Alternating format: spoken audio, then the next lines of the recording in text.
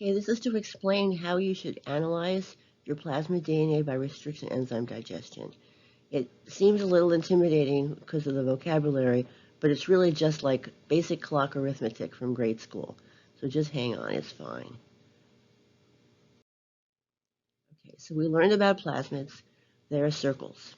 And the ones that we have are ones that we typically use are ones whose sequences are absolutely completely known.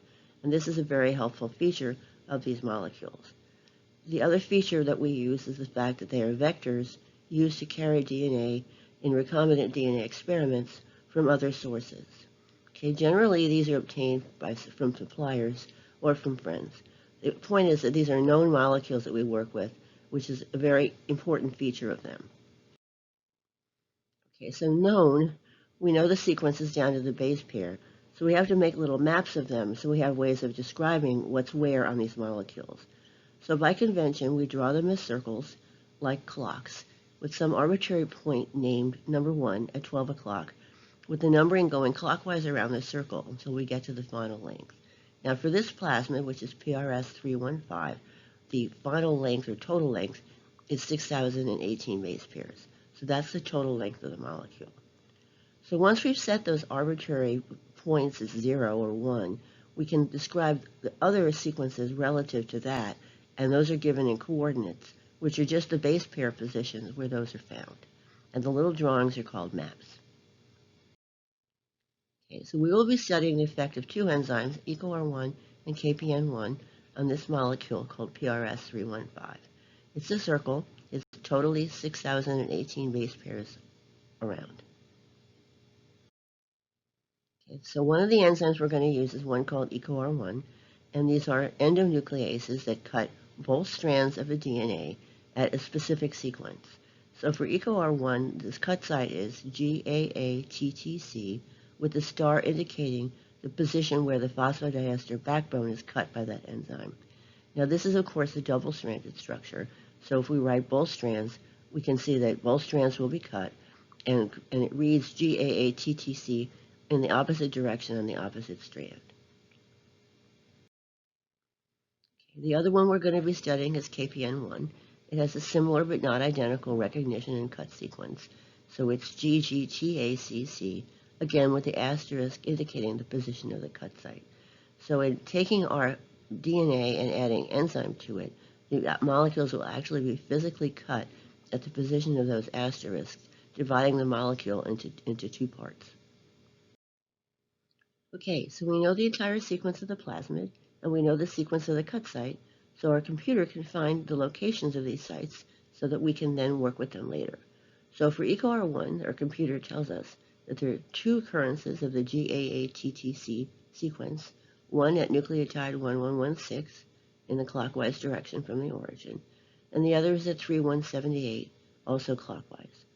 For KPN1, the sequence also occurs twice, which is GGTACC. It occurs once at position 1506, clockwise from the origin, and the other is at 3225 again. So this gives us a constant way of referring to our molecule, these coordinates.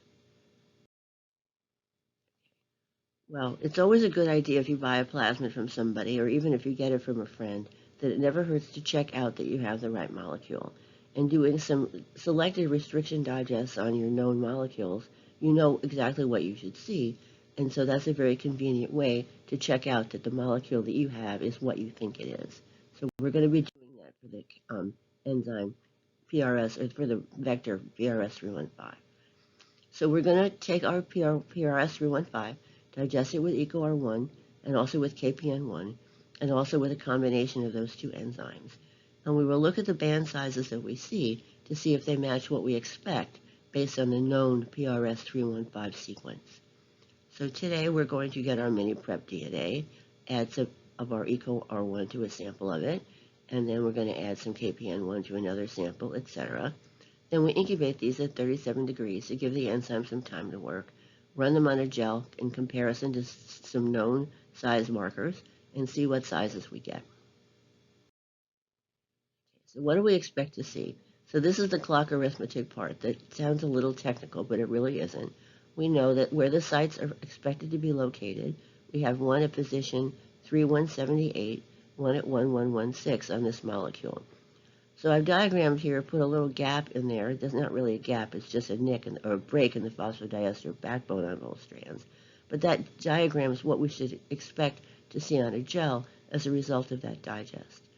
So the sizes we're going to see, if we take the 3178 and subtract the 1116 from it, we get a piece that's going to be 2,062 base pairs longer. So we expect to see a band of that size based on the positions of those cut sites on the known molecule.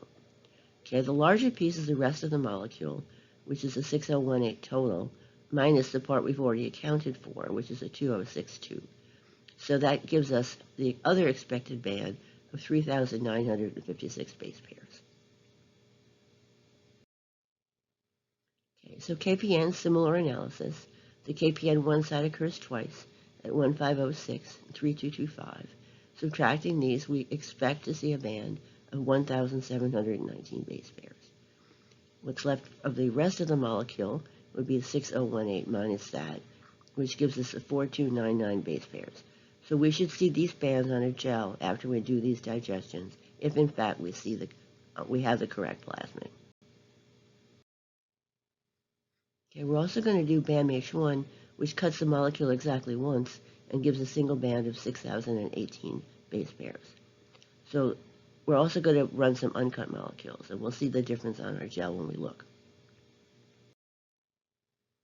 Okay, so now that we know what we're going to do with our plasmids and understand a little bit about predicting the band sizes we're going to see, we're going to look at a video from Agene explaining exactly this, how they go about checking out new plasmids. And it's largely exactly what we're going to be doing, but with different enzymes. So do that before you try to analyze your gel.